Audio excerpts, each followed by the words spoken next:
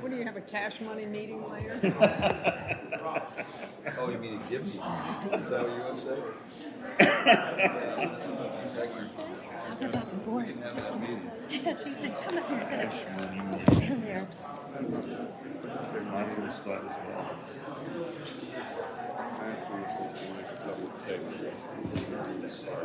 Okay. Okay, I'll get you there. I'll get you there. Pay attention to it here. Give me 2 seconds.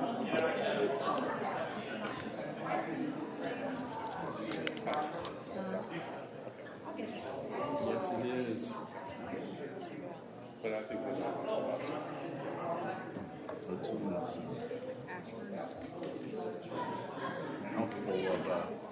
zoning.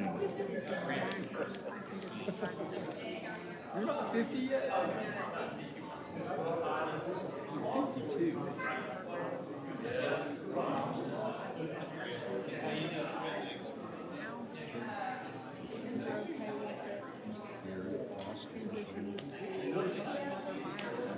That's tight. How are you?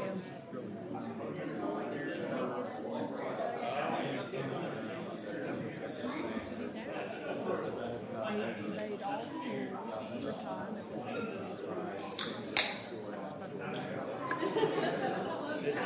They came in here to get their business permit. Nobody told me. I feel exactly that way. I don't like it.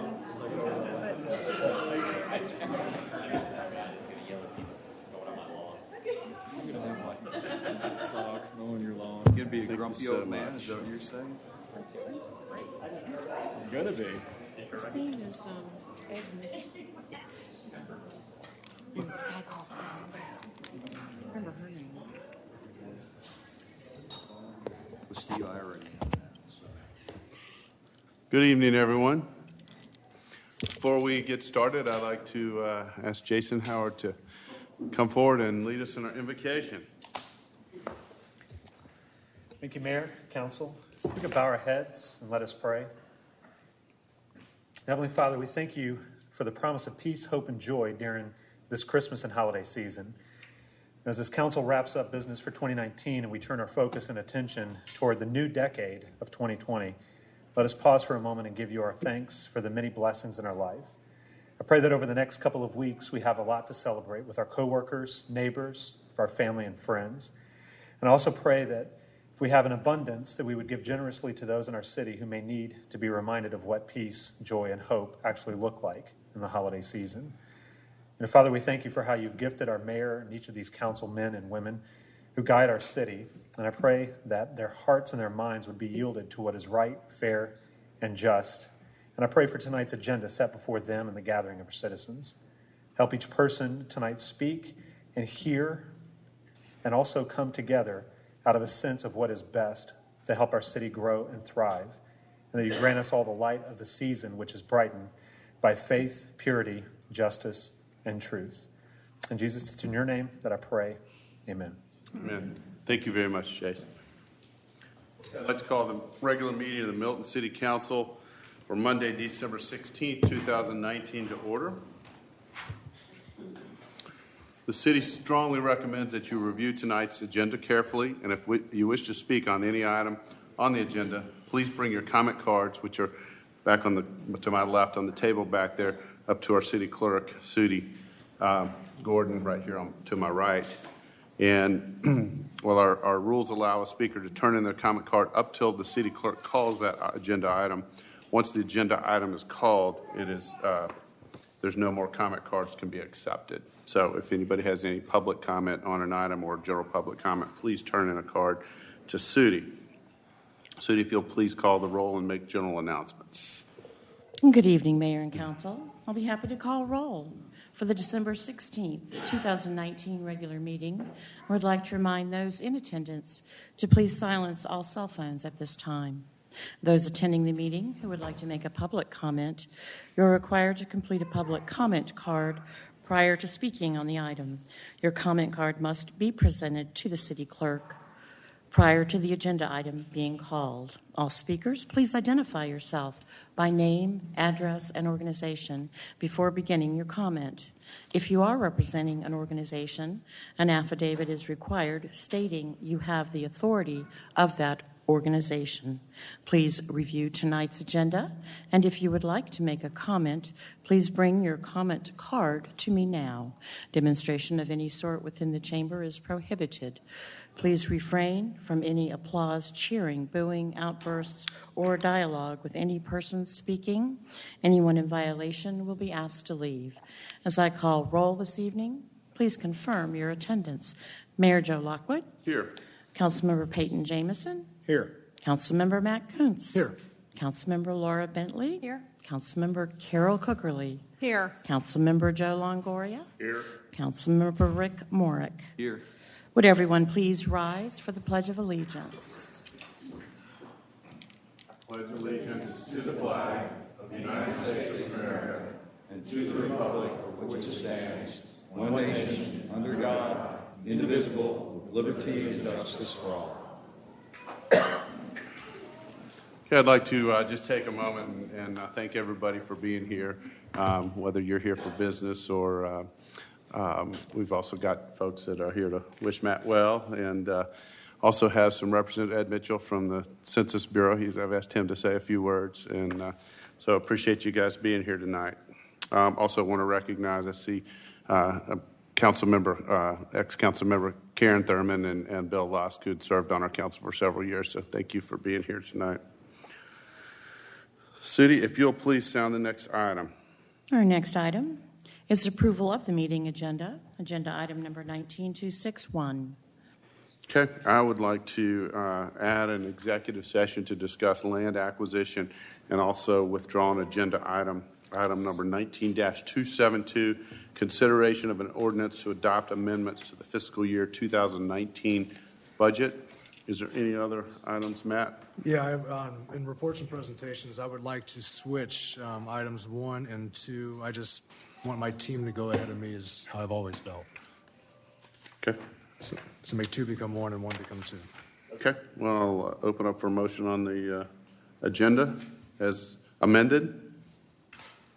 Mayor, I'll make a motion that we approve the agenda as amended with the executive session to discuss, was it land acquisition? Second. Land acquisition and to remove agenda item 19-272. Correct. And then also with the changes Okay, I have a motion from Councilmember Kuhn, second from Councilmember Cookerly. All in favor, please say aye. Aye. That's unanimous. Okay. Our next item is public comment. Sudie, do we have any public comment? Yes, we do, sir. Okay. You please call the first speaker. Our first speaker this evening is Ed Mitchell.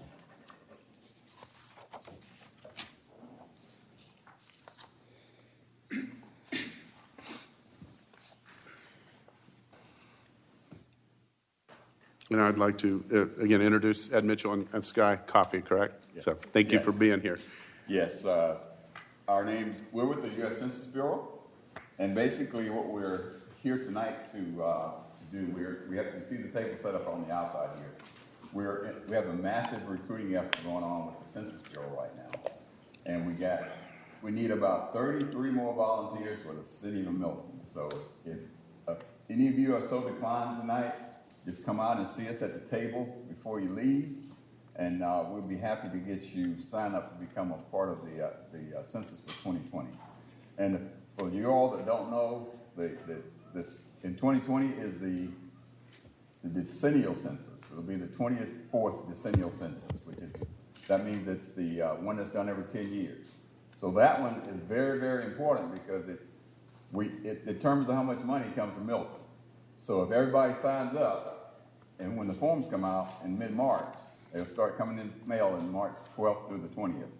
We need everyone to sign up. And for those few that don't, we need help in actually going door to door to get them to sign up as well. So that's what we're here for tonight. So if you would, before you leave tonight, come by and see us, and we'd love to get that 33 tonight before we leave. Thanks a lot. Thank you, Ed. Thank you. And I actually volunteered myself. I'm sure people wonder why the mayor's knocking on their door. All right, so do we have any more general public comment? Oh, we do, sir. And the next is from Mr. Scott Reese. Okay.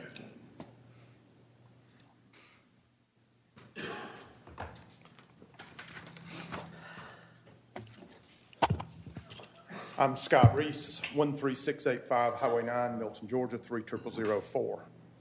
Mayor and Council, I have been asked by the family of Fanny Etris Holcomb to read a letter of thanks to the City of Milton. The family and friends of Fanny Etris Holcomb and the entire congregation of Providence Baptist Church offer their most sincere thanks to the elected officials, employees, and everyone connected to the City of Milton for helping to celebrate the 100-year birthday of Fanny Etris Holcomb. We believe Aunt Fanny to be the oldest living residents and oldest to have been born in Old Milton County and continuously who have lived in the now City of Milton. The family would especially like to thank Mayor Joe Lockwood and members of Council Jameson, Bentley, and Cookerly, who took time out of their busy lives on a Saturday to help Fanny celebrate 100 and hope to see you again at her 110th in 10 years. Thank you, one and all. Thank you. Okay, thank you. Quick side story. I had a call. Not only enjoyed attending Fanny's birthday, but I got a call a couple of years back from a family, and they said, Mayor Lockwood, do you remember when you came to Granny's 100th birthday party? And I said, absolutely. I remember dancing with her and having, enjoying the party and whatnot. And they said, would you mind coming this next Saturday to her birthday party? And I said, absolutely. And then I hung up and I thought, wait a minute, that was 12 years ago. So, anyways, that's part of the fun parts of the job. So, all right, do we have any more public comment, Judy? That's all general, sir. Okay, then if we can move to the consent agenda, if you'll please call those items. First item is approval of the November 18th, 2019 City Council meeting minutes, agenda item number 12262. Approval of the financial statements and investment report for the period ending October 2019, agenda item 19263.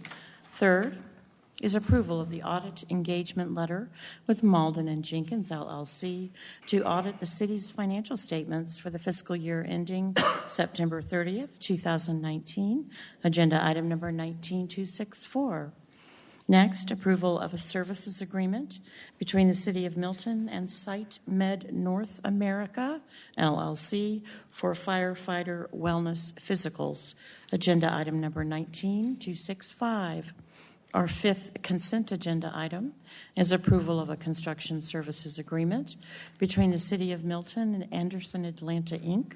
regarding the pool pump house renovation at the former Milton Country Club, agenda item number 19266. Next, approval of a change order number 3 to a professional services agreement between the City of Milton and Interdev, LLC, agenda item number 19267. Number 7 is approval of change order number 1 for construction services agreement between the City of Milton and Blunt Construction Company, Inc. for resurfacing and reconstruction project, agenda item number 19268. Next, approval of a contract with Basic Benefits to provide administration of services for employee FSA, flexible spending account, HRA, health reimbursement account, and COBRA. Agenda item number 19269. Our ninth and final consent agenda item is approval of subdivision plats and revisions. First is Ray Pendley, land lot 187, 2435 and 2445 Mountain Road. This is a minor plat reconfiguring 2 lots, 6.97 total acres, 0.28 lots per acre. Next is Charles Magby, land lot 539, 15820 Thompson Road, minor plat, creating 2 lots, 2.58 total acres, 0.77 lots per acre. This is agenda item number 19270. Okay, do I have a motion? Mayor, I'd like to make a motion to approve the consent agenda as read. Okay, I have a motion from Councilmember Bentley, a second from Councilmember Longoria for approval of the consent agenda. All in favor, please say aye. Aye. That's unanimous. Okay, Sudi, if we can move on to our reports and presentations with the, actually, I believe we're going to hear item number 2 first. This is appreciation plaques for City of Milton board members Mark Bittner, Joey Costanzo, Lori Goodling, Brenda Hampstead, Susan Kemble, and Mike Stevens. This is being presented by Council Member Matt Kuntz.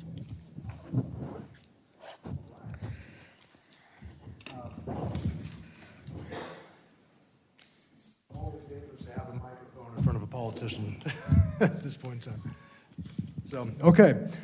Thank you all very much for coming. And one thing I've always believed is, as many of you know, this is my last meeting here, and I couldn't have done it without the help of so many people. And one thing I've always done was try to recognize those people that have really done the work in all the committees that we serve as volunteers. You may not realize this, but a lot of people take time away from their families to help decide on the direction of our city and give advice to the council that a lot of times we agree with, sometimes we do not. But in any case, we really work on this. So we, as council members, we all get a stipend that we can use, and I've always chosen to use my stipend to say thanks to my appointees because maybe it's from my old football coaching days when you're an assistant coach or whatever, you just do that sort of thing. But I really appreciate it and just want you to know. So what I will do is I'm going to call you one by one and have you come up here. I have a plaque for all of you. And when you get it, I'd like you to come up here and with your family, and then we're going to all take a picture together, right? And then that'll be for Tammy to do as well. And then we listen to her, and she'll tell us what to do. So first of all, I'm going to talk with, on the Milton Planning Commission, Mark Bittner. Mark is a neighbor of mine. He served in the HOA at Sable Point for a lot of years. And, the HOAs are tough, and they don't even get paid for it, which is crazy. But Mark did it well, and I've always respected that. And so when I asked him to be my appointee on the Planning Commission, he has been there the entire time, all 8 years, and he did a heck of a job. So, Mark, if you and Debbie would come on up and bring your family as well, just want to say thanks. Thank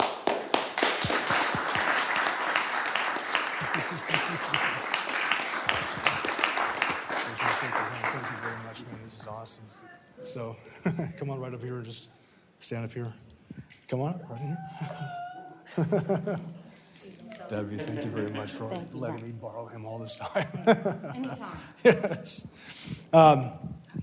So Joey's not here, is he? So on the Parks and Rec Committee, I had Joey Costanzo as well. Joey was actually he moved from Rick Morrig's appointee on that position. He moved over to my district, and I kept him on because he thought independently in a lot of ways, and we had a great relationship on a lot of tough Parks and Rec issues. And I just want to say thanks to Joey. He's not here right now, but thank you, Joey Costanzo. We have a plaque here for him. Mike Stevens isn't here as well. I also want to say thanks to Mike Stevens. Mike sits on the design review board and is a real estate agent around town, very passionate about everything with regards to the city, and he was very influential in my campaign. He was not originally on that position, but I put him on there later on, and just want to say thanks to Mike Stevens as well. So next, I'm going to go, when we talked about the Milton Arts Committee, we created that a long time ago, and the idea for some of these committees is to go independent, become their own 501c3. And the Milton Arts Committee is now independent, which is exactly as it was designed. And Lori Goodling was my appointee on there. And she's different because while a lot of people talk about painters and sculptures, I wanted a storyteller. And so she teaches creative writing at Georgia State, right? So, and I've written 5 books as well. And so the stories are extremely important. That's why I put her up there, and a great asset to the city. And so, Lori, coming up here, I got a plaque for you. So.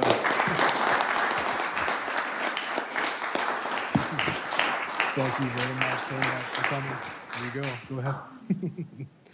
All right, next I'm going to do, one of the important, on August 8th of 2016, I decided we needed an equestrian committee. And, with all the horses that we have and our logo's a horse, we really didn't have a group of people coming together to really work together in my mind. So I said, darn it, let's make them come together. So I actually proposed the idea of creating an equestrian committee that the council accepted for the idea of trying to preserve that rural equestrian character of our community. And so in doing that, we had now Councilmember Bentley and Councilwoman Cookerly were members of that committee, but they also serve with Susan Kimball. And Susan is a data person. She's very passionate about that, very rational in her approach. And I've had a couple of members of the current equestrian committee just say all kinds of great things about your being there. So I just want to say thank you. So if you would come on. And her husband, Drew, also lets me borrow her as well in this position. So thank you very much. This is so glad you're here. I couldn't have done it without you. All right, so Brenda Hempstead. So Brenda I met from the Republican Party, and she's very active in federal politics and state politics, and she's very influential in trying to deal with causes up there. But then she had an interest in the local level as well after we got a chance to meet at some political events that were non-city related at first.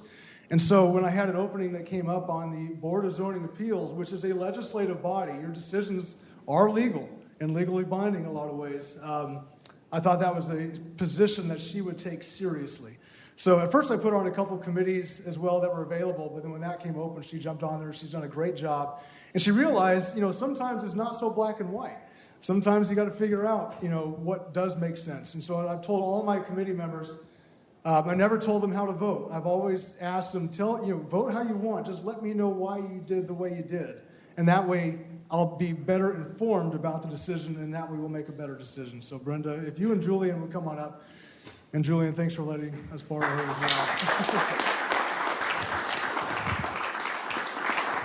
Thank you very much. Awesome. Thank you, Julian, as well. All right, and that's this for this section. So you want to take a picture? Yes, I'd like to take a picture, please. Does the council want to stand up?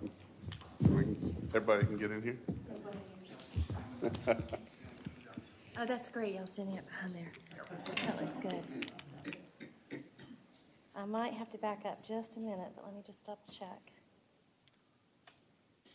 Let me just back up just a moment.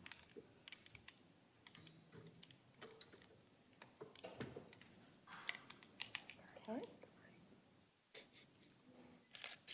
Let me do one more. Just a few.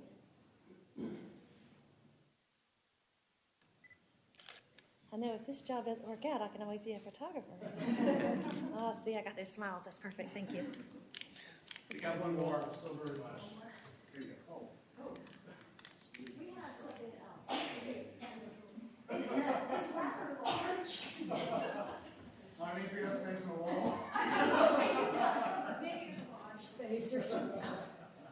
Anyways, and I'm speaking for all the appointees. So we got together and I got you something, but we have loved our positions and our opportunities to serve that you gave to us. So when we heard that you were giving us plaques, we wanted you to know how grateful we are for giving us the opportunity to serve the city and to put your trust in each one of us. So this, I hope you can remember well. Oh my gosh. With all my mistakes. All great moments. That's nice. Let me just get one with the group, if I could. Okay.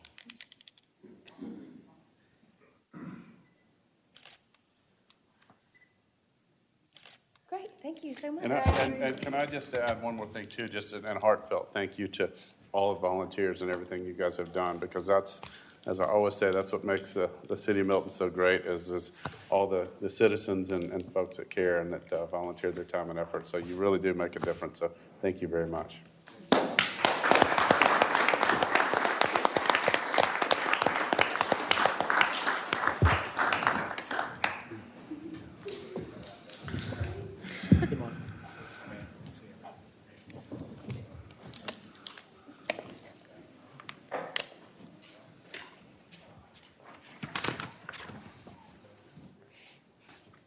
Okay, Sudi, if you would please sound the next item. Our next item is recognition of Councilmember Matt Kuntz, and this is being presented by Mayor Joe Lockwood. Okay, tonight I have the pleasure of recognizing Matt Kuntz for his service to the city of Milton with a proclamation.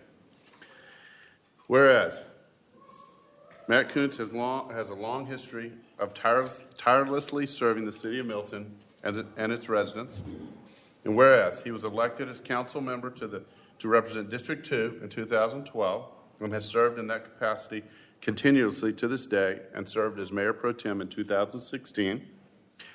And whereas Matt began his public service career as a 6-year defensive coordinator for the Alpharetta Eagles football team at North Park.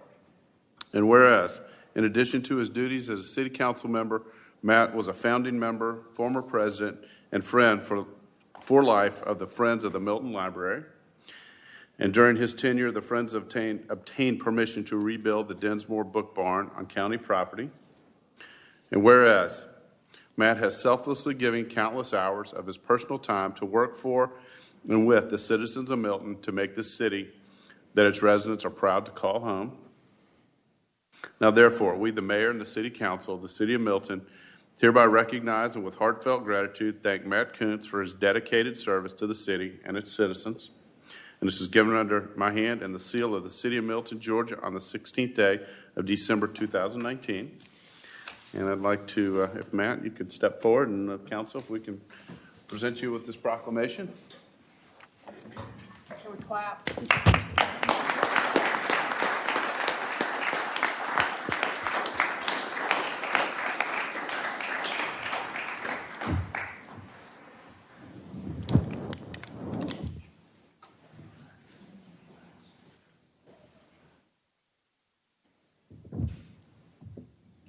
Also, Matt, while I've got you up here, I've got a plaque here, and it reads, City of Milton, Matt Kuntz, our heartfelt gratitude for your service to the city of Milton and for your commitment as a member of Milton City Council. Thank you, January 1st, 2012 to December 31st, 2019. So my wife will come up here as well.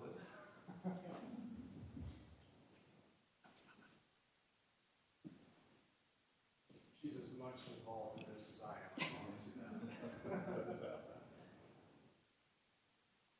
Well, this next time, I'm going to present you with a key to the city, and you can just give it up and give me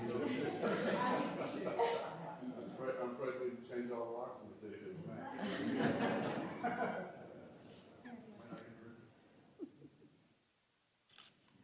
You guys want to get the middle council?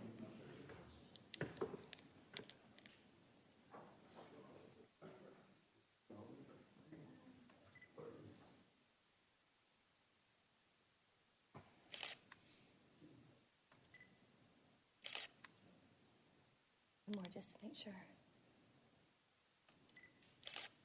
Thank you. Thank you very much.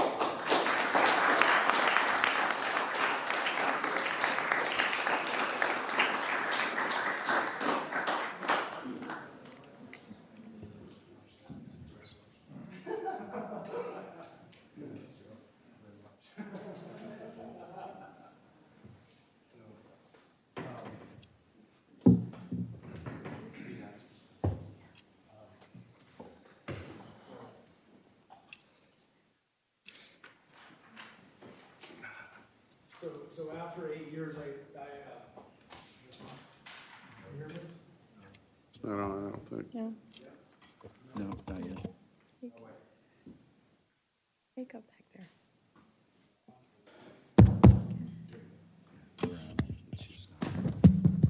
Can you hear me now? Okay, there we go. All right, so, yeah, I just can't believe it's been 8 years. So there's a joke that President Reagan told that I love, all right? So a Baptist minister and a politician both die on the same day, and they go to the gates of heaven, right?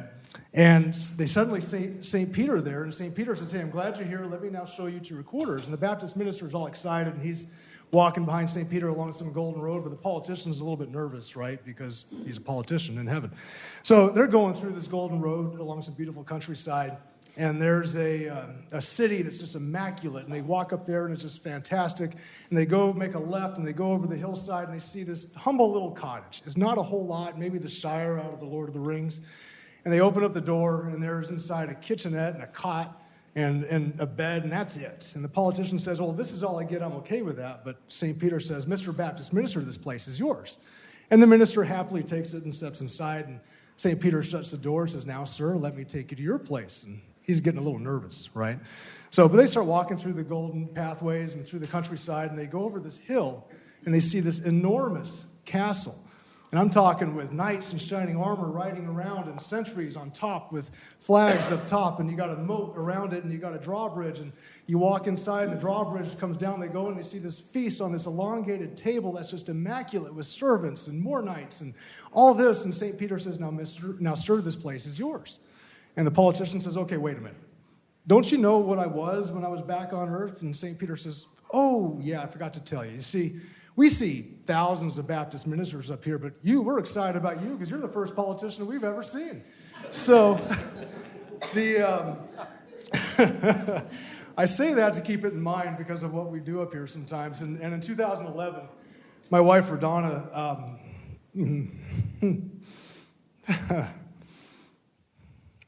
God, we've been through so much. This is all on tape, too. This will be great. My wife, Rodonna, encouraged me to run. What I've realized is that none of the effort that I could have given would have been possible without her. The citizens of Milton have no idea how important the spouses are of us as candidates. And, Ronnie, this is your fault. You told me not to cry, right? So I've depended on my wife's wisdom and her intuition and her compassion, her foresight, and I wouldn't have been able to give half of what I have without her.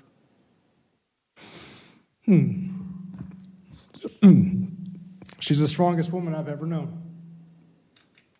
And before she leaves, you all have an obligation to go and thank her for all we've done in the city, because I couldn't have done whatever I've done without her. So,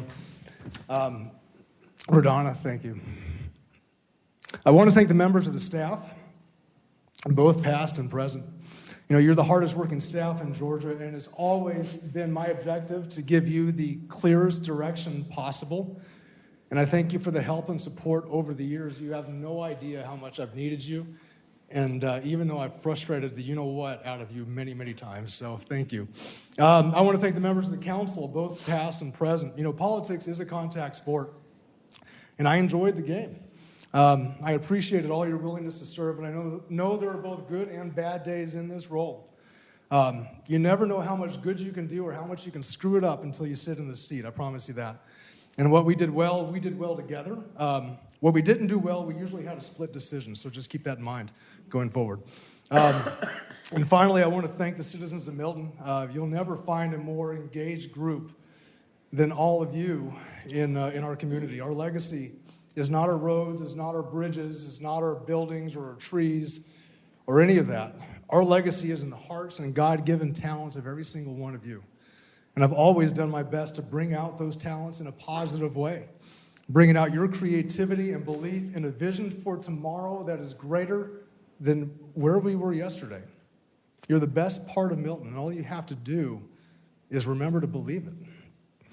As for me, thanks again. Rodon and I are looking forward to new adventures, and whatever we wind up doing, we'll do together, and that's the only way to do it.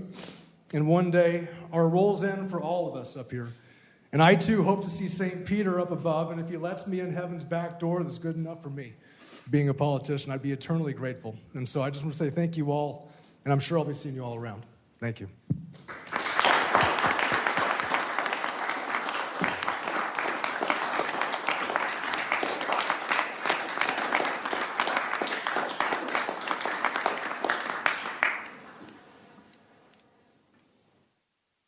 Well, again, I want to thank you, Matt, and thank you all in the audience here for being here tonight. Sudi, if you would please call the next item. Our next item this evening is presentation and proclamation establishing the partnership between the City of Milton and the 2020 United States Census. Ms. Michelle McIntosh. Good evening. My presentation.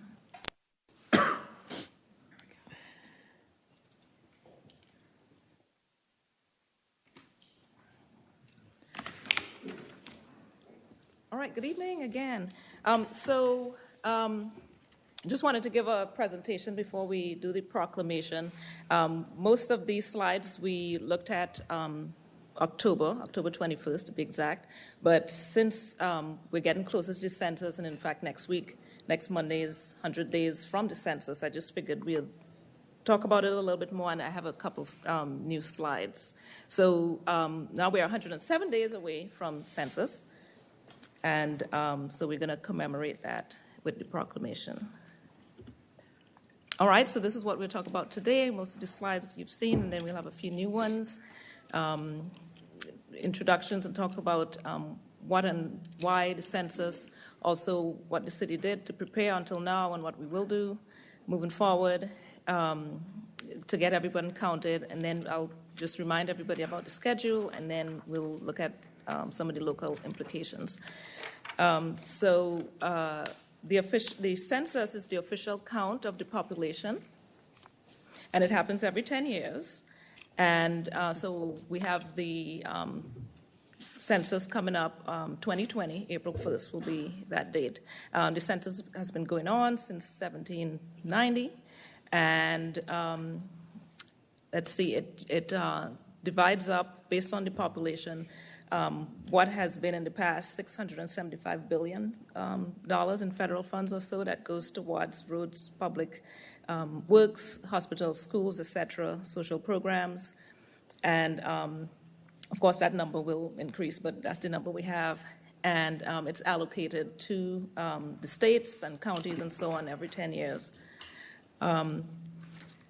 The amount that Georgia worked out for each person is $1,600 per person, based on that $675 billion, and per the population that Georgia was able to collect in 2010. And we're going to do a math exercise a little bit later on in here. So if you think of folks who hadn't responded to the census, we would be short by $1,600 for each of those people who didn't respond to the census. Another thing about the census, it's used to determine the legislative representatives at every level of government, including City of Milton, because the districts are based on where the population lives and so on. So those can move around based on additional populations and so on. Therefore, any undercount could skew those district lines. The census is used to calculate population projections for all the things that we do in business, location of businesses, services, and in long-range planning. And we'll talk a little bit about that moving forward. This is just a snapshot of the 2010 census of those states that gained and lost district apportionment, congressional districts. So this is one of my new slides. This is what the questionnaire would ask for. So they're saying it's going to take 10 minutes, right? About 10 minutes to fill out this questionnaire. It's all answers that you know already. It's all about yourself. So it says here how many people are living or staying at your home. So, that includes if you're renting or if you own, the situation of, like, I know some folks, they're renting and they're building their house out in Cherokee. Even if you're going to be moving in 2 months, if you're in Milton on April 1st, you need to be counted so that, we can get that count. And same for anywhere, just wherever you are on April 1st, that's the address that you need to be counted at. So don't think because you're moving in 2 months or 2 days, if you're there on April 1st, that's your address. Also, the questionnaire will ask about the sex of each person in the household and the age of each person in the household, the race of each person in the household, whether each person is Hispanic, Latino, or of Spanish origin, and also the relationship of each person to the head of household or whoever is filling out the questionnaire. Something we mentioned last time, this year, or this census coming up, will be the first time that the questionnaire will be available online, and you can fill it out online, and you can use any platform, desktop, laptop, cell phone, iPads, whatnot. You can fill it out at kiosks. Kiosks would be provided at maybe the library, post offices, I've heard also. We're thinking of providing some kiosks here at City Hall and some other places to get folks who don't have internet to be able to use it. Also, you can ask for a questionnaire by phone. You can talk with somebody on the phone and they'll help you fill out that questionnaire. And it can be in 12 languages. So there's a lot of languages that you'll be able to talk to somebody. Also, you can request a paper copy and fill that out old-fashioned way and put it in the mail. Your information is private and secure, and it's your civic duty to do this.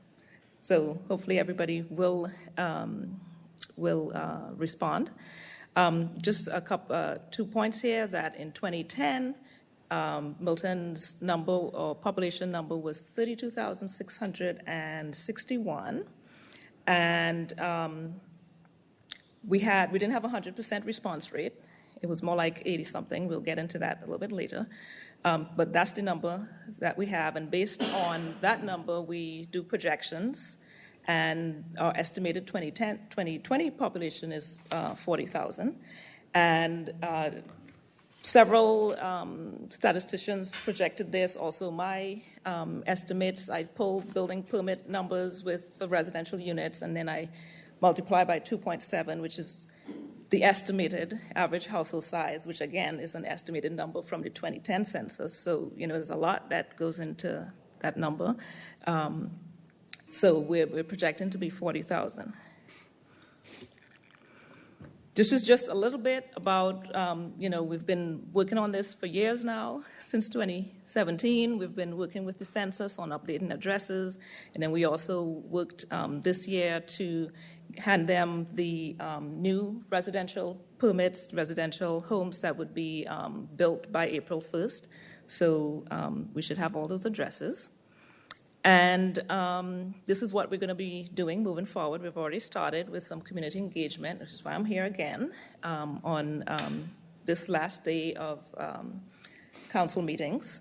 But next Monday is 100 days from the census, but we won't be meeting, so it'll be almost Christmas. So that'll be 100 days from the census. We're going to be promoting it at events. We had our table out here at the Volunteer Appreciation Dinner, and we'll have tables and try to promote throughout.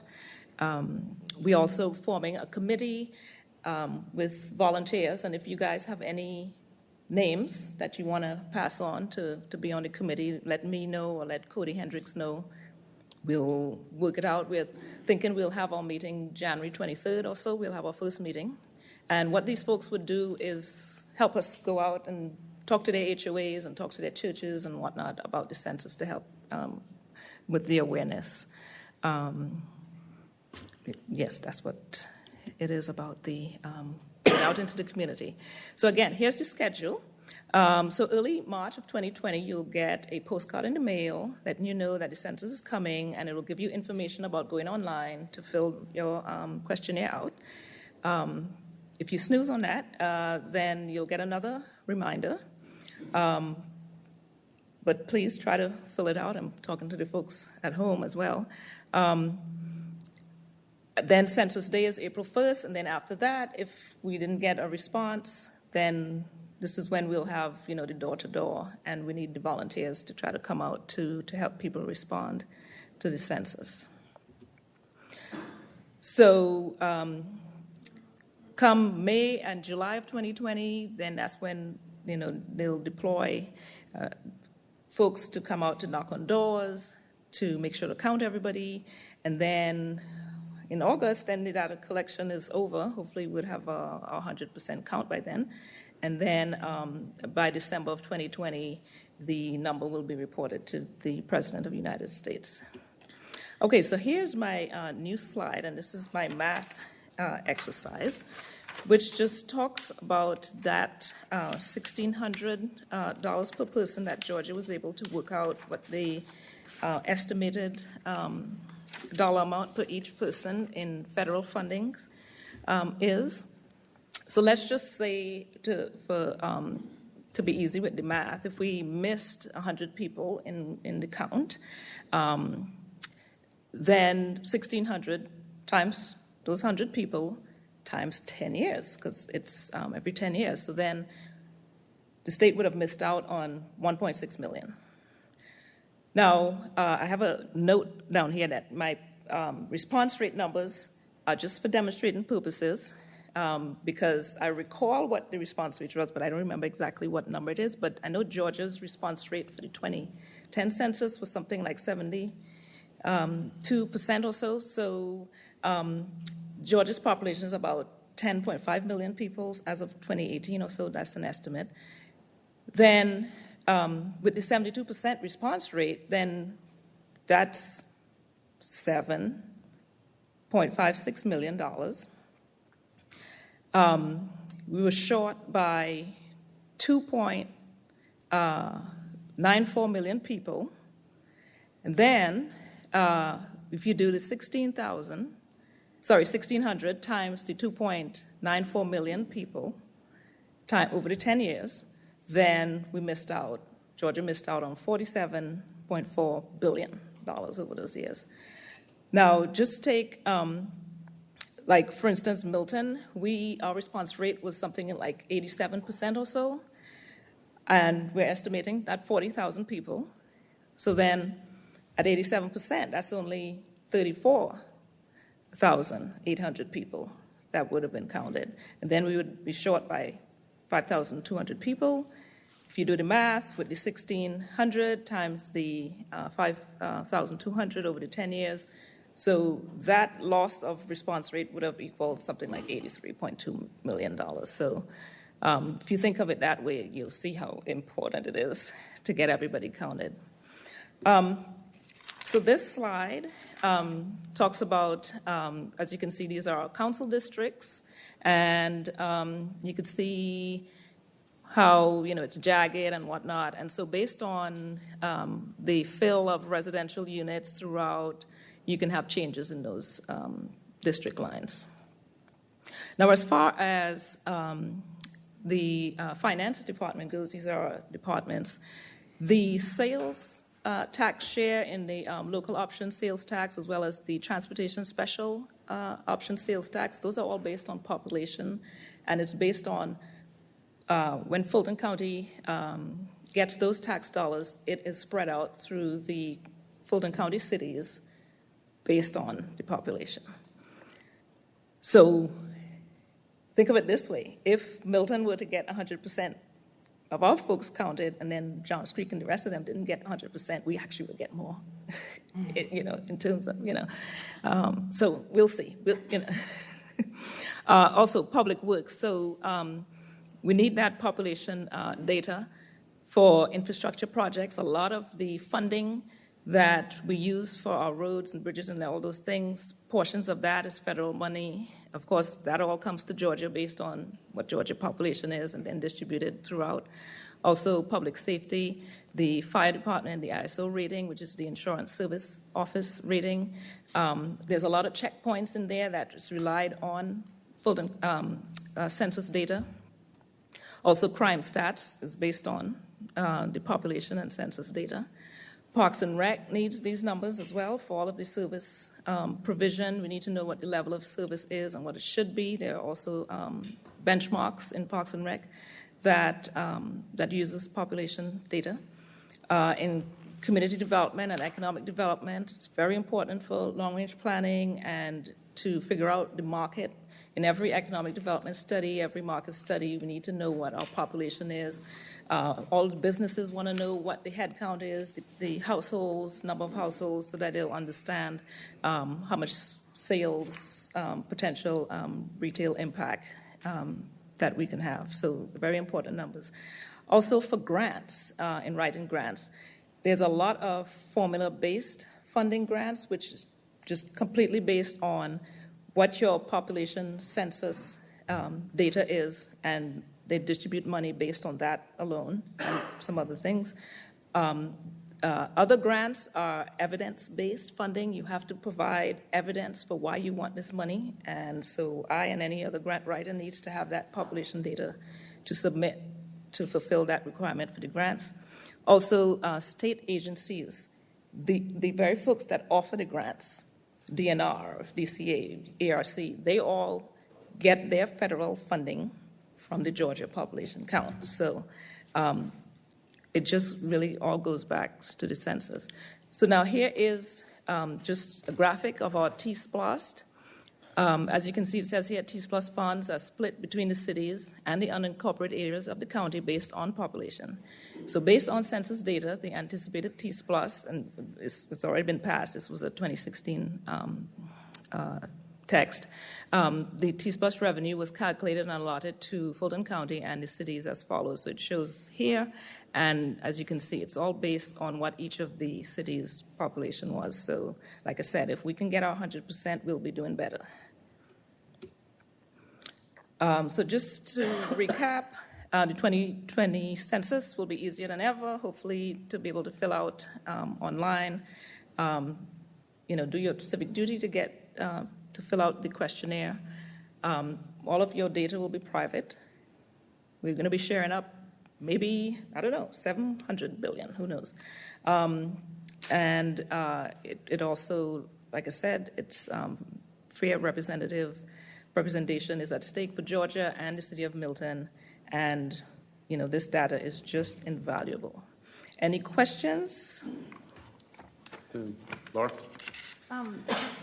If you have college students, they don't reside there on April 1st. Is there, how do you handle that? Well, the census goes out to college campuses, group quarters and whatnot. So if they are there on April 1st, then that's their address. If they are home on April 1st, then their address at home will be counted for.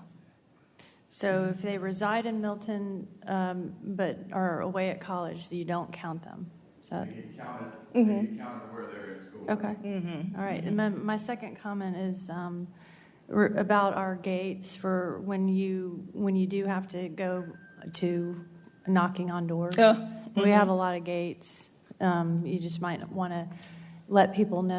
I don't know if we give the gate codes out. We create the subdivision gates. Okay, yeah. Or the farms. Yeah, that's true. Just as a thought, you might want to let people know that the people coming in the gates are census. Just a so thought. You have a comment? Okay, he has a comment.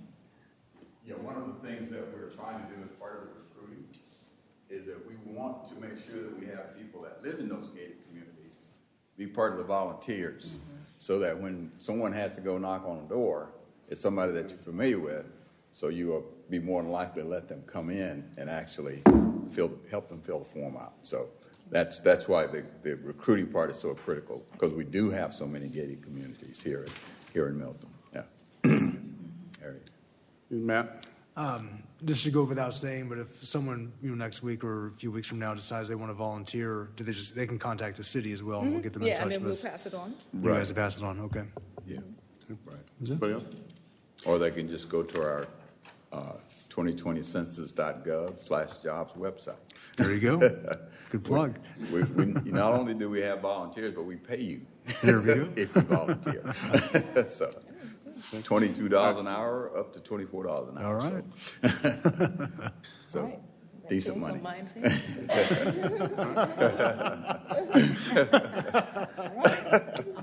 Tammy said I'm signing up. Right? Okay.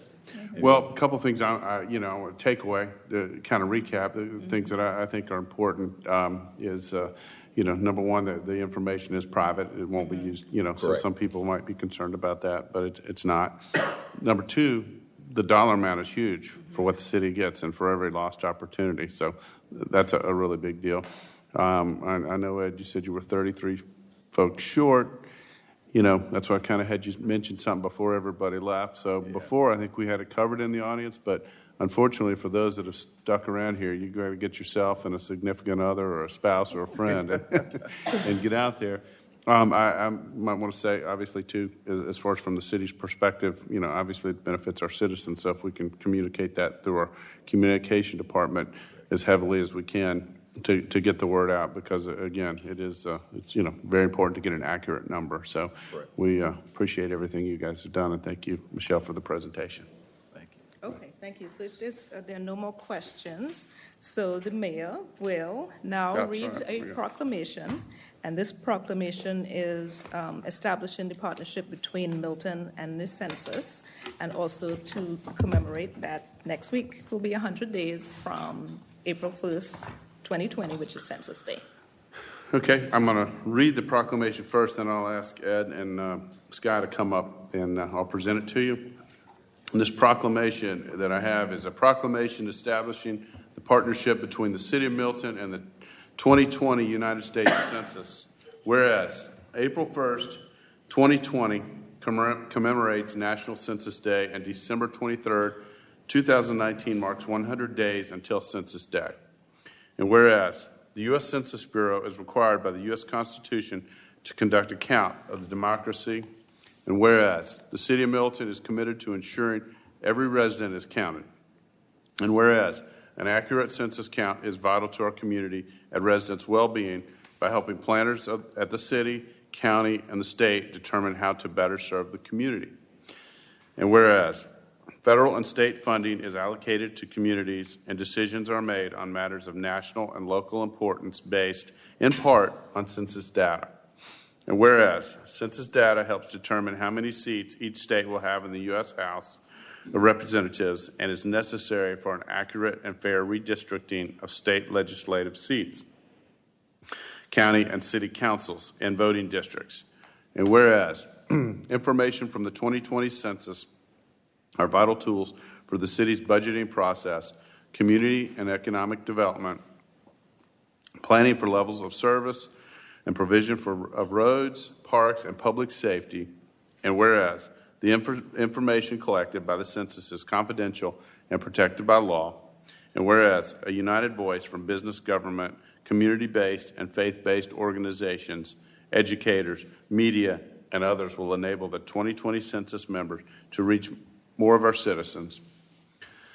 And now, therefore, be it therefore resolved that the City of Milton is committed to partnering with the U.S. Census Bureau and the state of Georgia and will, 1, support the goals and ideas for the 2020 census and will disseminate 2020 census information. 2, will encourage all citizens, city residents to participate in events and initiatives that will raise the overall awareness of the 2020 census and increase participation. 3, provide census advocates to speak to city and community organizations. 4, support census takers as they help our city complete an accurate count. 5, strive to achieve a complete and accurate count of all persons within our borders. And this is given under our hand and a seal of the City of Milton, Georgia on the 16th day of December 2019. And if council would join me with, if Sky and Ed would step forward.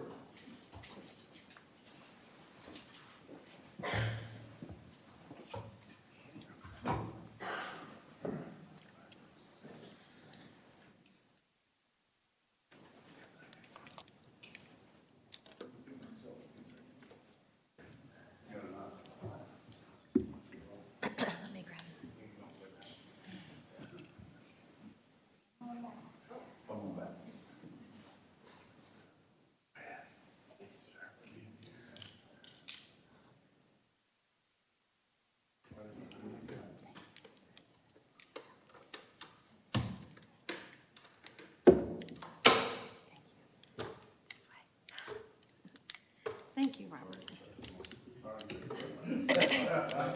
I am learning, okay?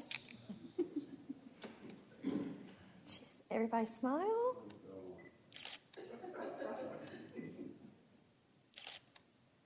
And perfect, thank you. Wow.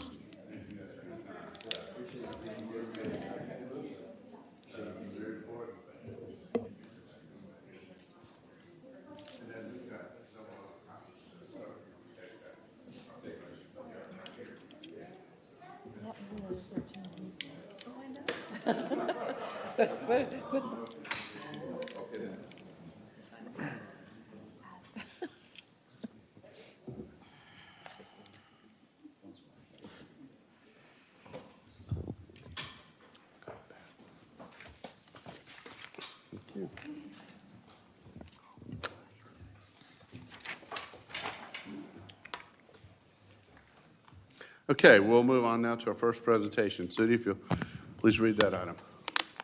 Consideration to amend the Milton Tree Canopy Conservation Ordinance to provide for a time extension on the ability to use the density-based tree conservation ordinance or the canopy-based tree conservation ordinance in the city code. Agenda item number 19271. Okay, do I have a motion on the first presentation? Mayor, I'll make a motion that we approve the first presentation as read. Second. Okay, I have a motion from Councilmember Kuntz with a second from Councilmember Morg. All in favor, please say aye. Aye. Aye. That's unanimous. All right, City, we will move on to our next new business item. Next item is our zoning. At the second regularly scheduled meeting of the month, the mayor and city council consider a zoning agenda. These items include rezoning petitions, modifications of zoning, use permits, and associated concurrent variances, in addition to ordinances, resolutions, and text amendments. I would like to acquaint you with some of the rules and procedures for the zoning item. The applicant and all those speaking in support of an application will be allowed a total of 10 minutes to present the petition. Those called to speak will be taken in the order that the speaker cards were received by the City Clerk Department prior to the beginning of tonight's meeting. If you are speaking on behalf of a group or organization, an affidavit must accompany your public comment card. Before beginning your comment, please identify yourself by name and address. We have one zoning item this evening. Consideration of U19-02, VC 19-03, located at 16040 Birmingham Highway, State Route 372 by North Leach LLC, Ashford Gardeners, Inc., for a use permit for a landscape business, Section 64-1820, with a total of 5,900 square feet, 3,443 square feet existing, of structures on 3.5 acres with the following 15-part concurrent variances. Section 64-416C1, Part 1, to reduce the side building setback from 25 feet to 4 feet on the south property line to allow the existing barn storage building to remain. Section 64-1820-1, Part 2, to allow retail or wholesale sales on the property. Section 64-1820-2, Part 3, to allow the proposed building to exceed 2,000 square feet and the total square footage to exceed 5,000 square feet. Section 64-1820-3, Part 4, to permit the design of the proposed 2,400 square foot building not comply with the Rural Milton Overlay District. Section 64-18204, Part 5, to delete the 75-foot use area, storage areas, or structure setback adjacent to the north and south property lines. Section 64-18205, Part 6, to allow a total of 14 employee parking spaces on the site. Section 64-18207, Part 7, hours of operation and vendor material deliveries shall occur between the hours of 6:30 a.m. and 7:30 p.m., Monday through Friday. Section 64-18209, Part 8, to allow the landscape debris soil composting area to be located on the ground. Section 64-1142A, 3, Part 9, to delete the requirement of the 50-foot undisturbed buffer and 10-foot improvement setback adjacent to the north and south property lines. Section 64-1142B2, Part 10, to delete the requirement for parking lots to be screened from view of any public street by a 15-foot wide landscape strip planted to buffer standards. Section 641142B3, Part 11, to allow the dumpster not to have an enclosure. Section 641142G3B, Part 12, to allow a 2,400 square foot new building to be located 165 feet from the landscape strip. Section 641142H2A, Part 13, to allow none of the following materials to be used on the new 2,400 square foot building: clapboard siding, brick, and stone. Section 641142H2C, Part 14, to allow the exterior building walls to be made of metal panel systems on the new 2,400 square foot building, and Section 641142H4, Part 15, to allow no windows on the new 2,400 square foot building. This is agenda item number 19259. It was under first presentation at the December 2nd City Council meeting. Mr. Parag Agrawal. So thank you, Suri. You have done most of the work already. Parag Agrawal, City's Community Director. Today we are here to present you the application number U19-02. Along with this use permit application, we also have a 15-part concurrent variance. The application number is VC19-03. The property is located at 16040 Birmingham Highway.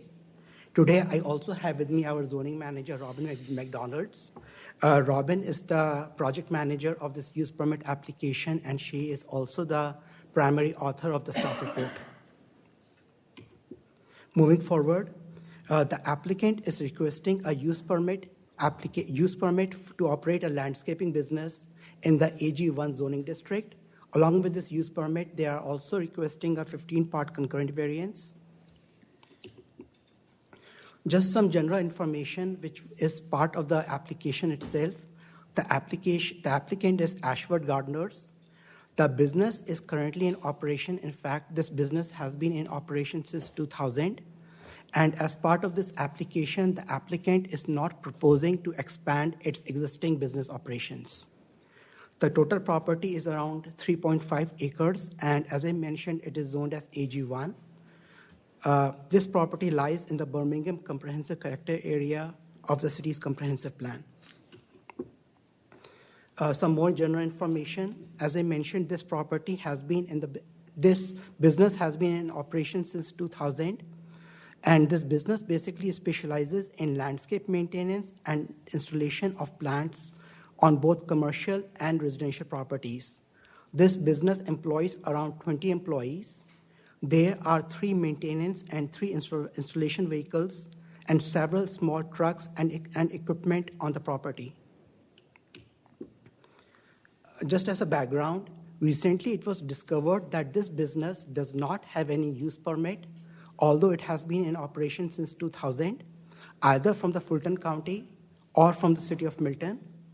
The use is not grandfathered in, and therefore the need of a use permit for the landscaping business. Coming to the location map, the subject property is shown by this red highlight. This is the Birmingham Highway. This is the Birmingham Crossroads area.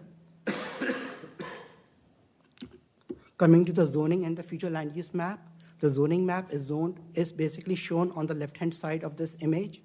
As you can see, this property and the area adjacent to this property is zoned as AG1.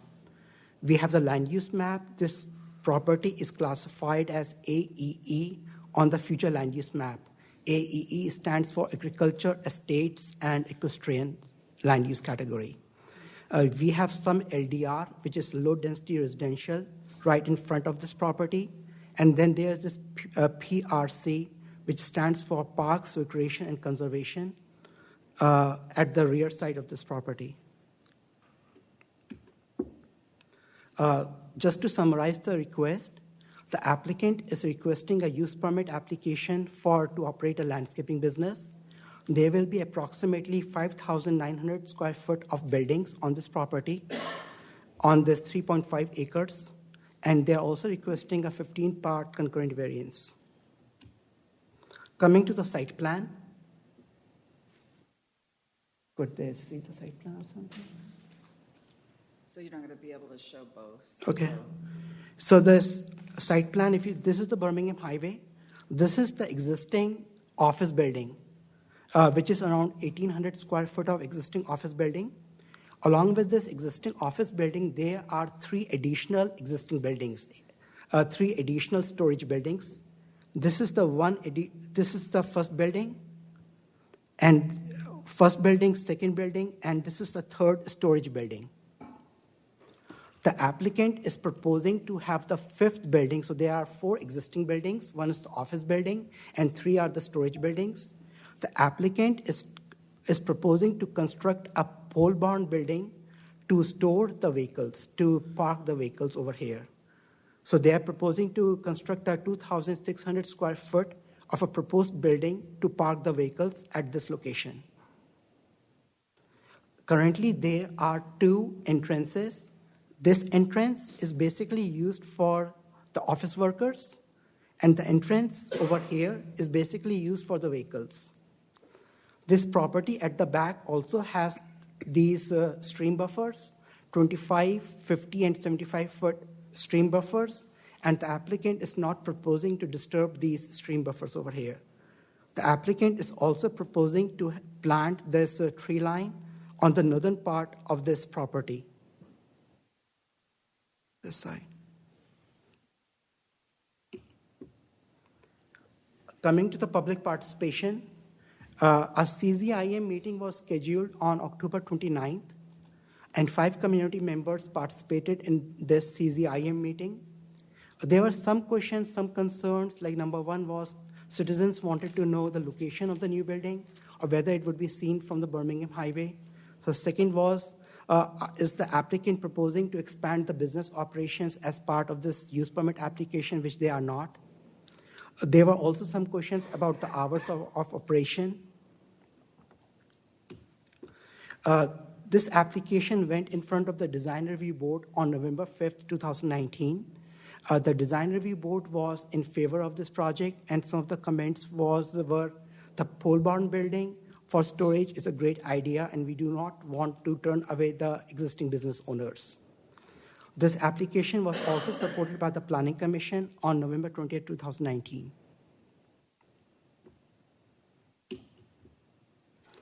Now, starting with the use permit application.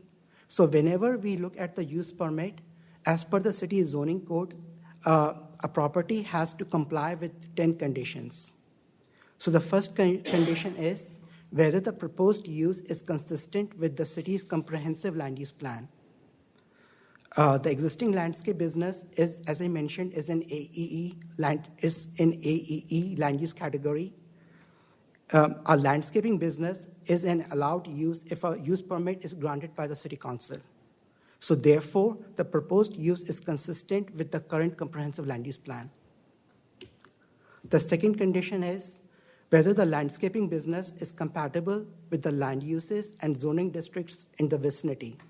So as I mentioned, this is the property, and as you can see, it's AG1. Surrounding this property, it's all AG1. And we have some C1, which is the Birmingham Crossroads area. So landscaping business is compatible with the land uses and the zoning districts in the vicinity. So I will not go line by line. I will not go all these 10 conditions. They are stated in the staff report. But the third condition is whether the proposed use violates the local, state, and the federal statutes. Fourth is the impact on traffic flow and on adjacent streets. Fifth is location and number of off-street parking spaces. Number 6 is amount and location of open space. Number 7 is sufficient screening. Number 8 is hours and manner of operations. Number 9 is outdoor lighting. And the last is egress and ingress requirements. So as stated in the staff report, based on the discussion in the staff report, the staff's recommendation is approval with conditions for the use permit application for the landscaping business. So as I mentioned, the applicant is also requesting a 15-part concurrent variance, which we have basically classified into 3 categories. The first category is to get relief from the AG1 category. Part 2 and parts 2 through parts 8 is to get relief from the landscape use permit development standards. And from parts 9 to parts 15 is to get relief from the rural Milton overlay district. So as you know, whenever the city council reviews the variance applications, there is a 4-part test. Number 1, you have to look at whether the relief, if granted, would not offend the spirit or intent of the zoning ordinance. Number 2 talks about the hardship, an unnecessary hardship due to size, shape, or topography. Number 3 is relief, if granted, would not cause substantial detriment to public good. And number 4 is public safety, health, and welfare are secured. And each of these considerations were discussed for each of these requests in the staff report, and the staff recommends approval conditional for all the 15 requests. So, although it's stated in the staff report, but Robin will again just would like to go over all these 15-part concurrent variances just for the public record.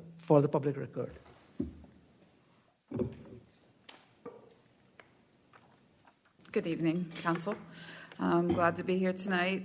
I just wanted to reiterate the Planning Commission recommended approval 6-0 for both the use permit as well as all 15 concurrent variances. So that was the result of the Planning Commission when it went before them on November 20th. But to continue on with the report, again, I went into detail about the different 4-part consideration for each concurrent variance. But so if you have specific questions after I go through these 15 items, I'd be happy to review that with you. The first item, as Parag had said, was the variances are put into 3 different piles. So the first one is we look at the AG1 district, and there's an existing approximately 100-year-old structure that's on the property. It's been there. This property had previously been subdivided at some point in Fulton County. And just for your information, as staff looks at subdivision of property, if we see that it causes a nonconformity, we ask the property owner either one to remove it or to come to the Board of Zoning Appeals to fix that problem. So for instance, this barn is 4 feet away from a property line. So that it requires the ordinance requires 25 feet. So therefore, the applicant is asking to make this into compliance at this point in time. So again, we recommended approval based on the location of it. It's not seen from the street, and it's existed there for approximately 100 years. So part 2. So this is we're gonna start looking at the concurrent variances that deal with the use permit itself, the landscape business. And there's quite a few different development standards, and because this is an existing business, there were requests for quite a few, just in regards to the development standards of the use permit. The first one is to allow retail or wholesale sales on the property.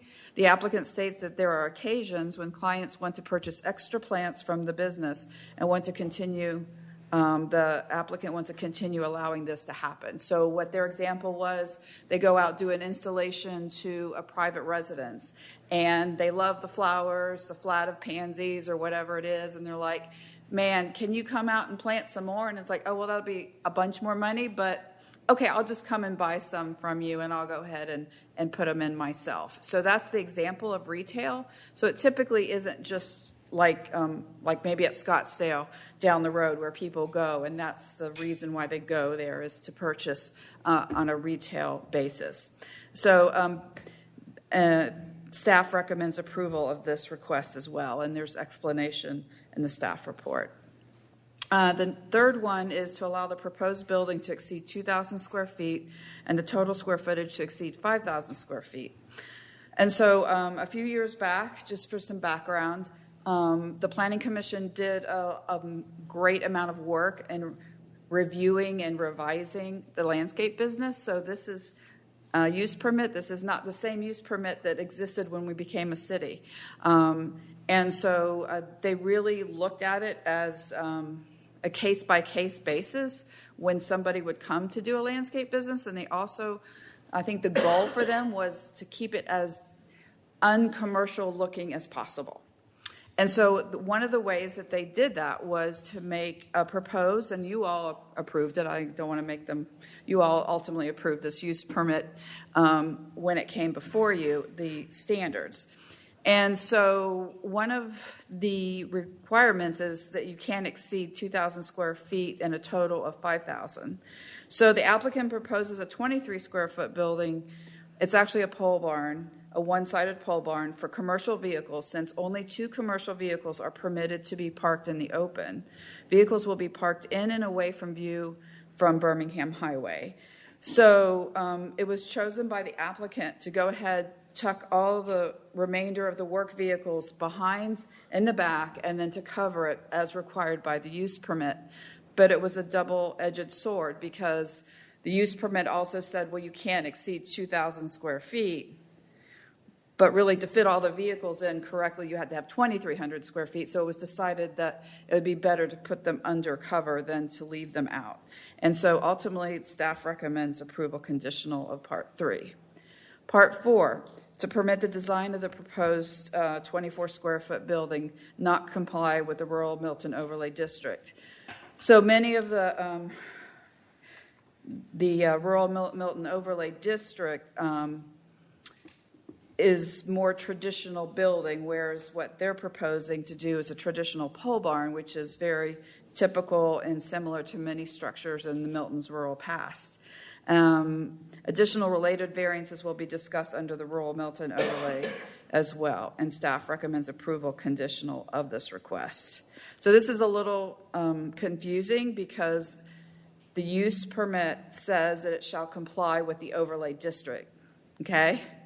So when we sought advice from the city attorney, I couldn't just push this away and ignore it and then just go on to the rural Milton overlay. I needed to deal with both of them. So that's why it seems a little contrived and a little confusing, but we had to cover everything.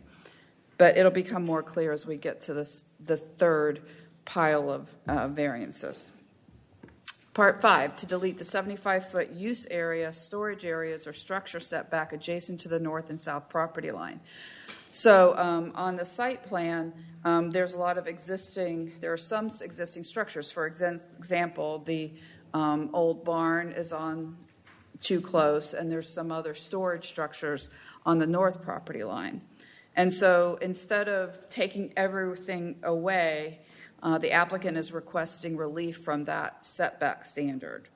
And also the fact that if you put that setback standard in, 75% of the site could not be utilized.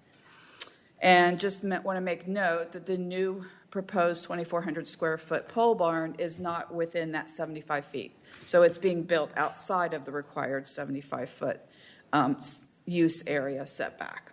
And we, again, recommend approval. Part 6, to allow a total of 14 employee parking spaces on the site. Again, the use permit speaks to only allowing 6 employee parking spaces. The applicant states that 14 spaces are needed for the 20 employees, of which some carpool to work. The location of the spaces are not in view from Birmingham Highway except 2 spaces by the office. And staff also recommends approval. So this is a picture on the southern portion of the property, looking from Birmingham Highway, and it's kind of hard to see, and this is wintertime too, so staff recommends approval. Part 7, hours of operation and vendor material delivery shall occur between the hours of 6:30 a.m. and 7:30 p.m. Monday through Friday. The applicant states that due to peak traffic congestion in the a.m. and p.m., employees arrive before and leave after the heaviest congestion. And that was their reasoning and request for 1 hour earlier to start at 6:30 a.m. instead of 7:30. Part 8, to allow a landscape debris soil composting area to be located on the ground. So if you look at the, let me well, if you look at the site plan, kind of halfway back on the site, you'll see an area that has defined as the composting area. And what happens is that there is a large farm, about 40 acres, just north of the property. And Ashford Gardeners has an agreement with the farm that they take their manure and they have a gate opening, and the farm brings the manure over to Ashford Gardeners to this composting area, and they have the manure brought there, and then Ashford Gardeners uses lawn and landscape debris, and they create a composting area. So it's on the ground. It's not in a structure. And if the applicant, if you have more questions for the details, you can, I'm sure, be able to ask them about it. But that's the reason why they are asking for that variance, is that it's not very practical to be able to create this composting material in a structure or in a container.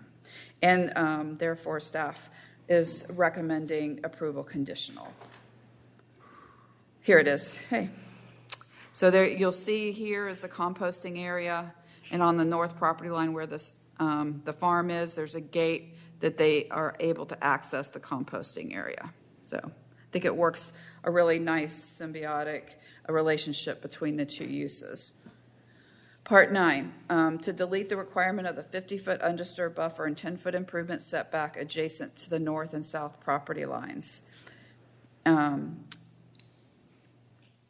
So based on the size and shape of the site, the required buffer and improvement setback would render the site undevelopable for the landscape business. And staff recommends approval of this. And this is where we're beginning to deal with variances relating to the overlay district of rural Milton. So I just want to show you a little bit. On your site plan, you see this tree line, and it continue on down to the west. And then there's tree line here, and they're proposing to have plant storage in other areas. So this doesn't meet that 50-foot undisturbed buffer, and that's why we're asking to delete it. But at the same time, if you end up approving this use permit, there's a condition in the set of conditions that say that basically it needs to remain in this state.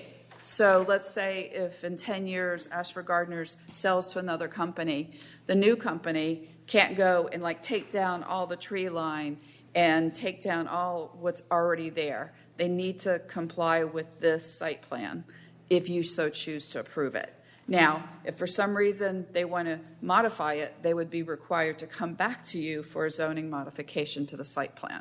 So I just want to explain that a little bit more, because it sounds very intense that it's deleting it. It's really not deleting it. It's just letting it allow to remain the way it is. But it does not comply with the letter of the law of a 50-foot buffer and 10-foot improvement setback.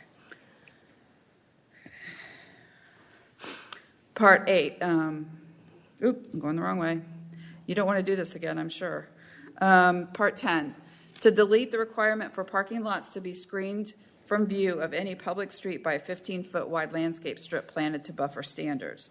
And due to the minimum site distance requirements for the two entrances, this required landscape strip planted to buffer standards can't be planted in such intense way. So the applicant has proposed a landscape plan, as you see before you, and has supplemented the landscape along the frontage in such a way to still allow the site distance that's required, but to beef up some of the landscaping. And this is also included in the set of recommended conditions, so that if you so choose to approve this, this will be the requirement for them to plant. Part 11, to allow the dumpster not to have an enclosure. So in the rear, let me just go back to here. There is a proposed roll-off dumpster location. So this is, I believe, a 20-yard dumpster, and I wasn't really familiar with sizes, so I had to go look it on Google, and I'm like, oh my goodness, that's a big construction roll-off dumpster. And so the intent typically of the overlay district for an enclosure is your typical commercial strip that you have a dumpster with an enclosure and gates, and so in this instance, staff is recommending approval because it's just doesn't make sense to put an enclosure around a 20-yard dumpster that nobody sees, and it rolls on and off of trucks. And again, if you need more detailed information on the operation, I ask you to ask the applicant. Okay, part 10. Okay, we did that one. And then 11, the dumpster, we're recommending approval not to have a enclosure. Part 12, to allow a 2,400 square foot new building to be located 165 feet from the landscape strip. So this speaks to the overlay district where we want buildings to be close to the street. And obviously having a one-sided pole barn for the storage of trucks is not an appropriate placement of that type of building close to Birmingham Highway, and it doesn't function the way it would need to function.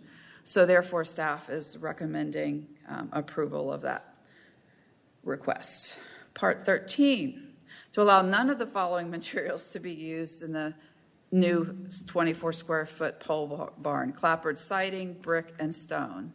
Again, this is a 3-sided open pole barn design, and it does not fit with any of these building materials. The applicant's intent is to mimic the look of hay and tractor barns that were once prevalent in Milton, and the structure will also be hidden from view of the existing privacy fence. And staff recommends approval of this request. 14, to allow the exterior building walls to be made of metal panel systems on this new building. And the overlay district prohibits metal panel systems on buildings. There will be only one side of the structure with a wall. The proposed color will be a rural red color that is a typical color on agricultural buildings in Milton. In addition, it will be screened from view from Birmingham Highway, and staff recommends approval. And lastly, part 15, to allow no windows on this 24 square foot building. And again, staff recommends approval of this, just it's not consistent with the type of building that is being proposed to store the work vehicles that's required by the use permit.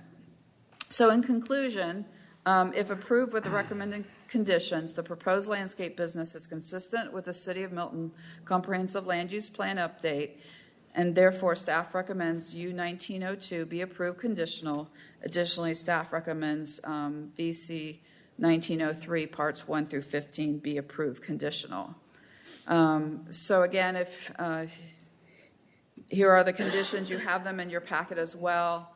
I'll just go briefly over the highlights of them. If approved with all the concurrent variances, days of and hours of operation, including deliveries, are Monday through Friday, 6:30 to 7:30, and then Saturday, 9 a.m. to 6 p.m., which I just put that in there, but that is what is permitted by the use permit. To allow retail or wholesale sales on the property, limited to the sale of plants, shrubs, and trees. And I believe that on this PowerPoint, it's numbered incorrectly, but on the actual, so I don't want you to get confused, but in your packet, you'll have a set of conditions, and they will be correctly numbered. So that would be 2A and, oh, I'm sorry, no. 2A is the site plan. No, this is correct. 2B is the hours of operations.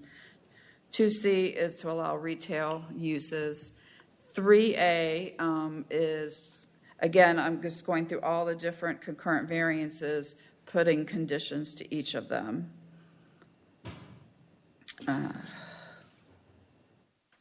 And then I just looking at 3G to delete the requirement of the 50-foot undisturbed buffer and 10-foot improvement setback adjacent to north and south property lines as shown on the site plan submitted on September 27th. So this is the condition that holds them to what is out there currently.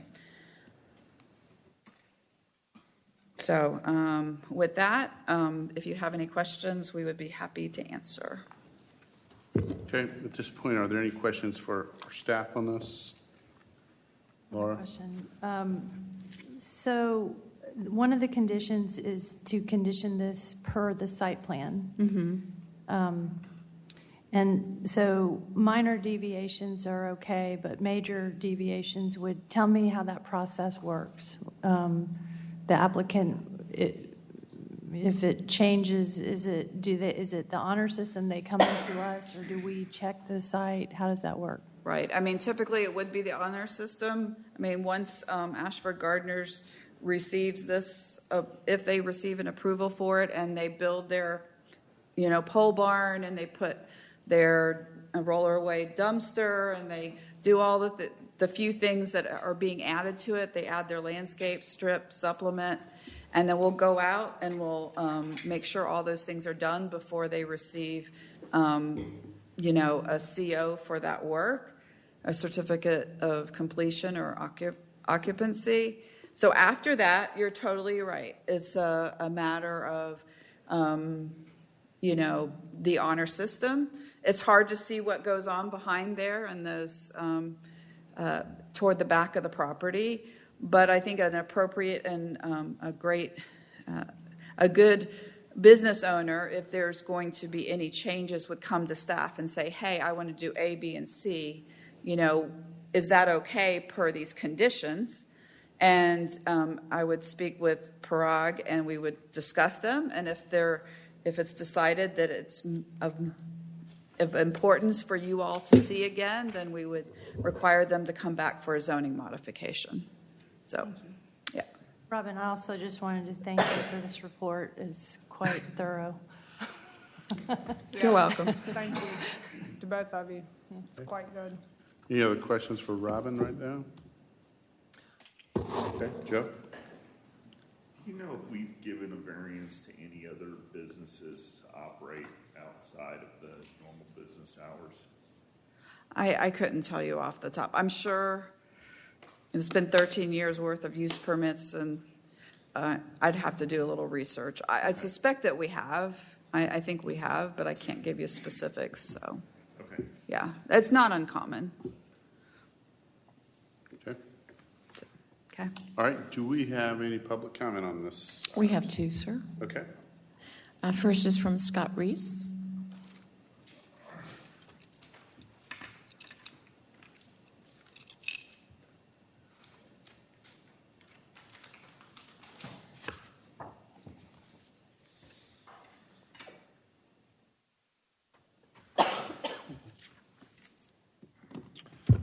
Mr. Mayor, members of council, I'm Scott Reese with Brumbelow Reese & Associates, doing business at 13685 Highway 9, Milton, Georgia, 30004. I'm here tonight representing the Whittle Brothers, Ashford Gardeners, in their application for a special use permit to operate a landscape business located at 16040 Birmingham Highway, Milton, Georgia. A little background. George and Ed Whittle graduated from the University of Georgia with degrees in horticulture, decided to pursue the American dream, start their own small business. So in late 1999, early 2000, they closed on the property at 16040, trotted down to Fulton County and said, we are going to operate a landscape business at this property. They were issued a business license and told, go forth and prosper. That business license was renewed every year by Fulton County until, lo and behold, in 2006, the city of Milton was created. Once again, they went to the city of Milton in this particular case and said, we have been operating this business since 2000 here at this location. We need a business license in the city of Milton. So that business license was granted at that particular address, 16040 Birmingham Highway, and that business license has been renewed annually every year since then until 2019. So they thought they had done everything that they were required to do. So they operated the business for 20 years, went on and along. And they put in a procurement bid and obtained a bid to do some work for the city of Milton. And as had happened with our local artist for the structure or the sculpture at Hopewell Park, it was discovered that they did not have a use permit and they were operating in non-compliance. So the reason we are here is to bring them into compliance. They are not adding on to the business. They are not changing the business. They are wanting to continue to operate in the same manner that they have. What happened is we took an existing business and then we had a group of rules and regulations and we overlaid that on top. And we ended up with 15 variances. And it sounds awful, and I hate it. And when anybody that comes in the office with a new business and they said, you know, look, we need to do this. And I've said, well, there's 15 variances. I'll take your money beforehand because you're not going to get it. But in this particular case, the business was here. They were there. I think Robin did a phenomenal job showing you we're not trying to recreate the wheel or do anything abstract or detrimental to the community. The only addition that we're making is a building that when we met with staff and community input, had you rather have commercial trucks parked outside or would you rather have a structure that looks like a barn? And the consensus was the barn. Well, we opened a can of worms and we got 7 or 8 new variances that we needed. But, you know, we still feel like the barn is the best option as opposed to the commercial vehicles parked outside with their graphics and different things. I don't think it would really help for me to go through each and every one of these variances. I had rather, as much as I like to hear myself speak, and I know you do too, I'd rather just answer any questions that you have in particular. And I think I'm going to try to reserve the rest of my time, if that's possible, in case if we have any opposition, that I can try to address any concerns that they may have. George Whittle is here. His brother, still thinking he was in his teens, crashed a 4-wheeler yesterday, and he is having an appointment with a knee surgeon today and tonight for that. So through no reason, he's not here, but George is here also, so hopefully he can also answer any questions. With that, I'm going to conclude my presentation. I have a PowerPoint that has pictures of barns and the amount of area overtaken or would be taken by the if we overlaid the buffers on there, before and after of the proposed planning. So, but I'm just going to hold that, and I really think Robin did an exceptional deal on that. So, thank you. Thank you.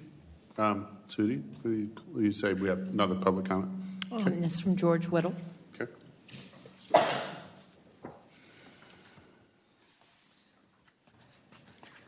Hello. Thank you, Mayor. Thank you, Council. George Whittle, Asher Gardeners. My brother and I owned this business, I guess, for 20 years. And with what Scott said and Robin, I don't know there's much more to say other than if y'all have any questions, I'm happy to answer it. But we're happy to be here with the City of Milton, and we continue to want to grow in the City of Milton and provide. And I don't know if there's any questions y'all have, so please let me know. Ready to answer. Okay. All right. Thank you, sir. You can, and at this point, that's the last public comment, correct? So I'll close the public hearing. And now if there are any questions from council to either the applicant or Mr. Reese, Laura. I do have a couple questions. What is the percentage of? Yeah, you guys. Sorry. Yes, ma'am. I'm going back up. What's the percentage of retail sales to the business? Very small. I mean, Less than 10%? less than 10%. Okay. And the reason really we put in, and I'm sure you all are aware, that ag zone property, by right, you can produce plants and sell those plants on there. But what we wanted to do is get across to the citizenry and the neighbors that we're not going to be selling shovels or rakes or fertilizer. The only thing that they will be selling is their plants. And it will be Or trees. It's a plant, trees plant. So, okay.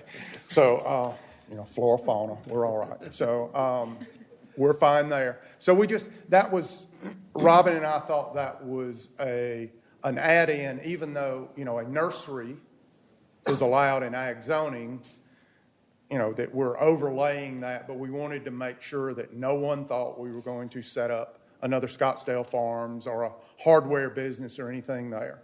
That for clarification purposes, the only sales will be their plants on site. Thank you. And then the new building, the pole barn, Yes. is to put the vehicles in, and it goes down on that property. So Yes. How much of that will you be Well, able to see? So the topography, it's about 14 feet of elevation below.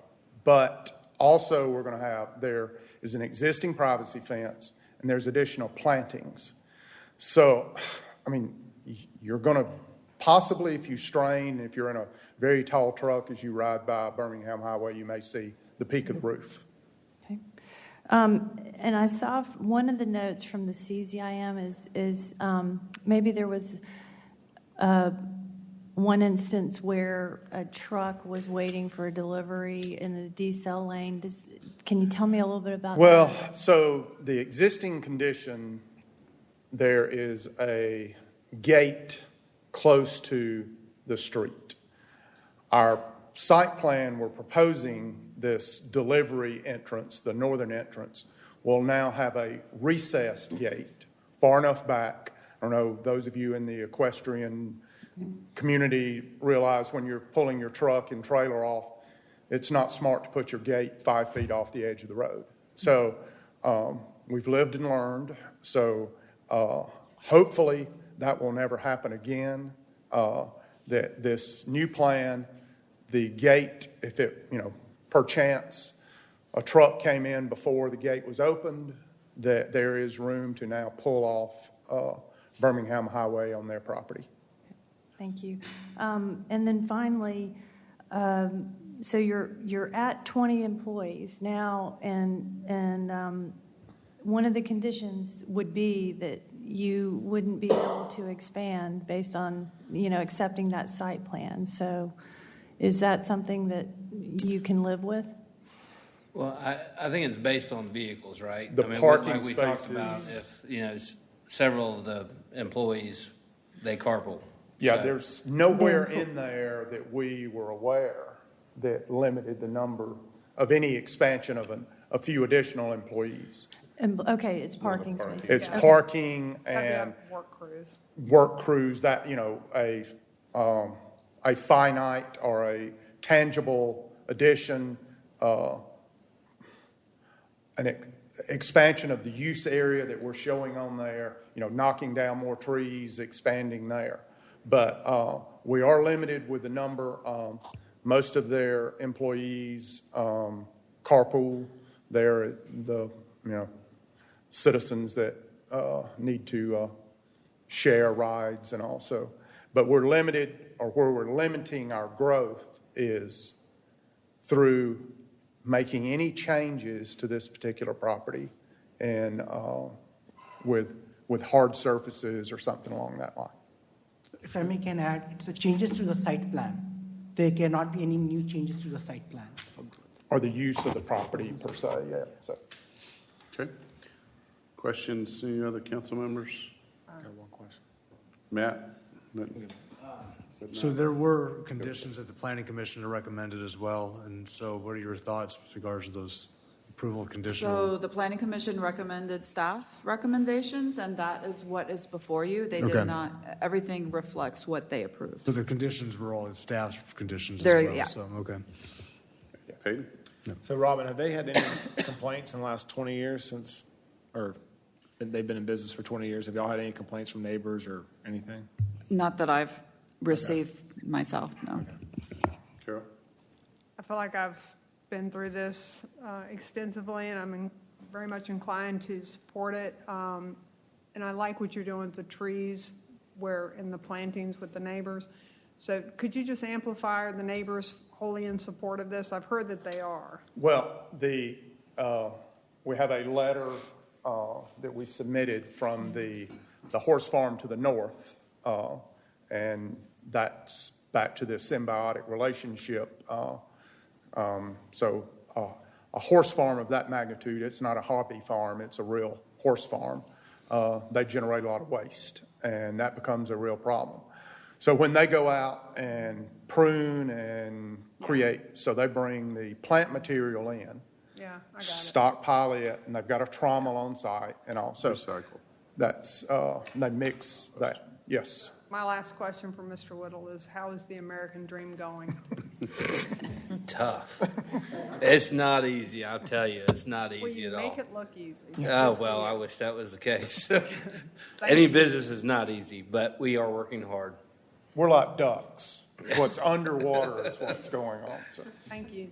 Any other questions? I just, well, if no other questions, I'll open up for a motion. All right.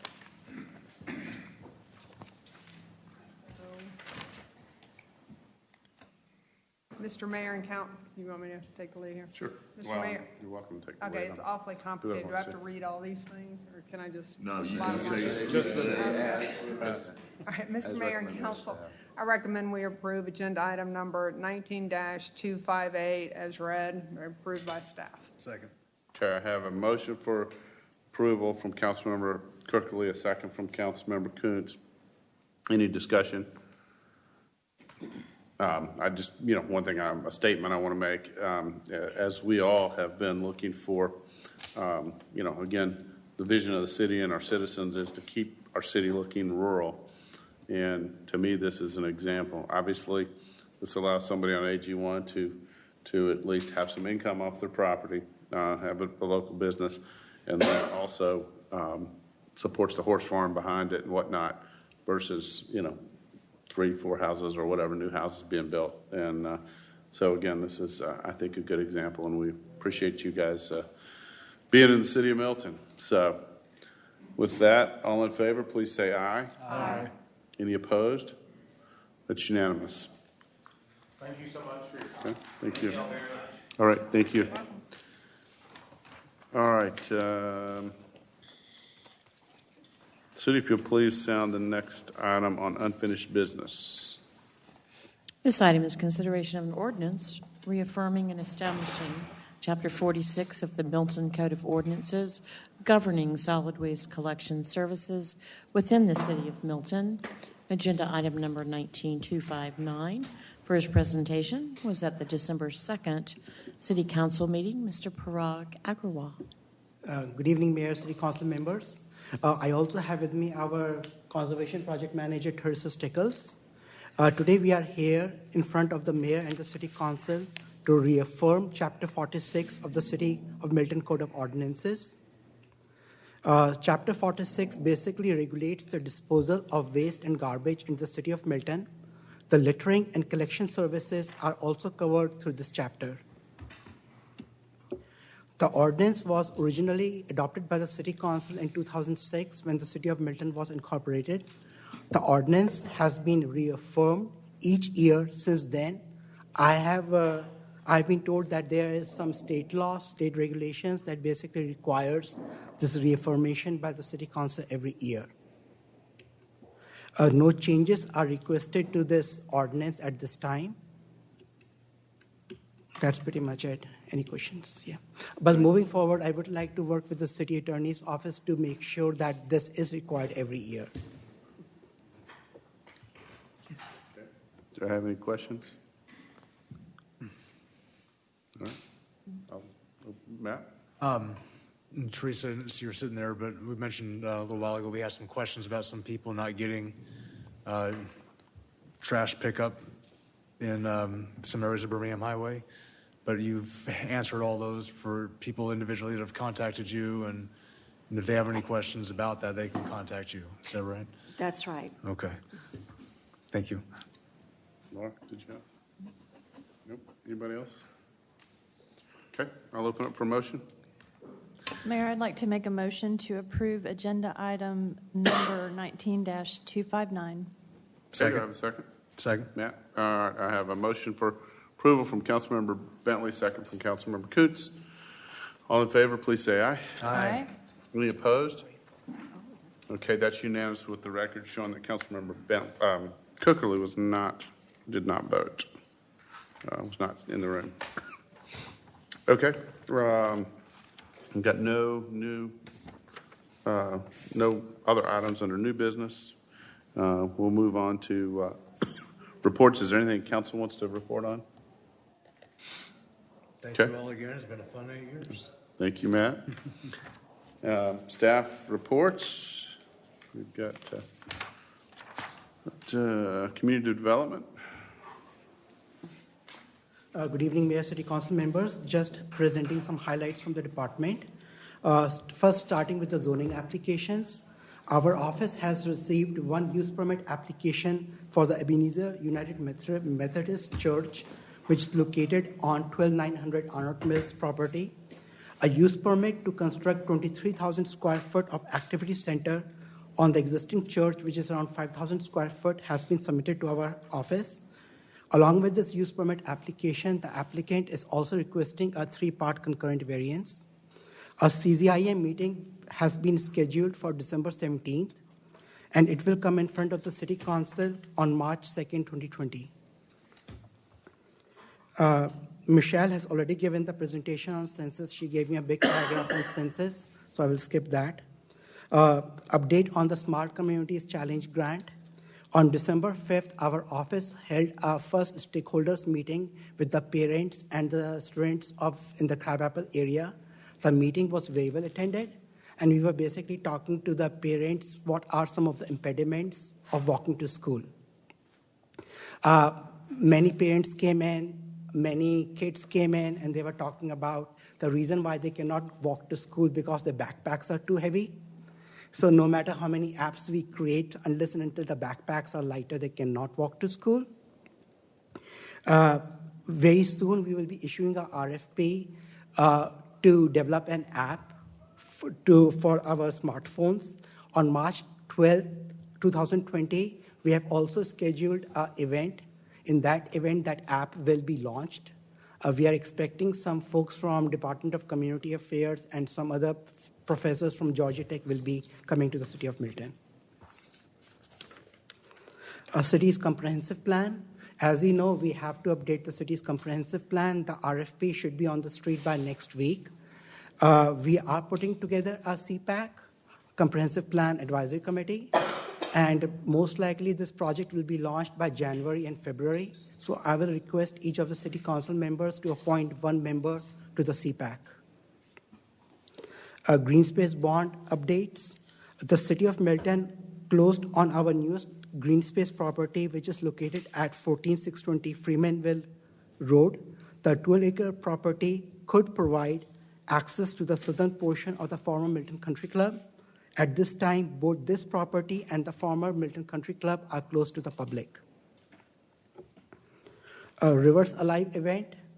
This past Saturday on December 14th, there were 15 volunteers that came out and picked up around 350 pounds of trash at the city's Cooper Sandy property.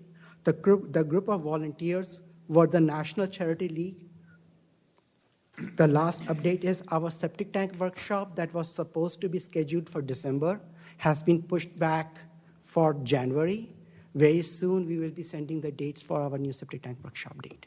Thank you. Okay, thank you. Any questions? Okay, Thank you. Thank you, Brock. Next, HR. Thank you. Good evening, Mayor and Council. I wanted to speak tonight mostly about our wellness efforts that we've been working on recently and what we're looking forward to in 2020. On December the 4th, we brought in a van to City Hall in the parking lot here. And we provided angio screens for our employees. We had 48 slots, and employees made appointments within 2 days and booked all of those spots. The company came in and provided the test, provided EKGs, blood pressure tests, arterial scans of your neck, and actually caught a few thyroid issues with some people because it was right in between. Abdominal aorta scans, where they checked for aneurysms for employees. And they checked ankle pressure to ensure blood flow was working properly throughout the cardiac system and lower extremities. The best part about all this was that Cigna provided $5,000 for us to do these tests, and we had no out-of-pocket cost for this. They were so popular that we're bringing them back because a lot of employees didn't have an opportunity to do it.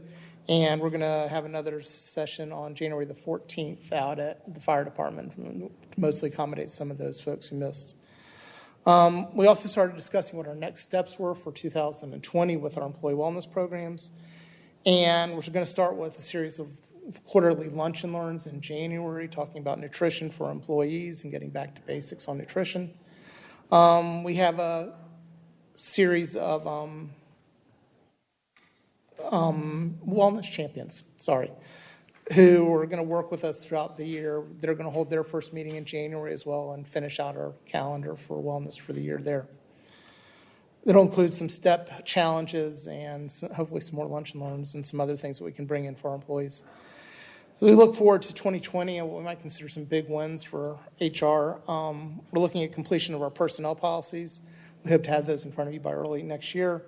We're switching our deferred compensation plan to a different provider. You should see that in January coming forward. Completing an employee engagement survey and implementing those results, as well as, once again, looking at our performance management system. Are there any questions? Questions? All right. Great. Thank y'all. All right. Take care. Okay, we added by motion and second to add an executive session to discuss land acquisition on our agenda. So do I have a motion to adjourn into executive session? So moved. Second. Okay, I have a motion to second. All in favor, please say aye. Aye. Okay, that's unanimous. We'll move into executive session.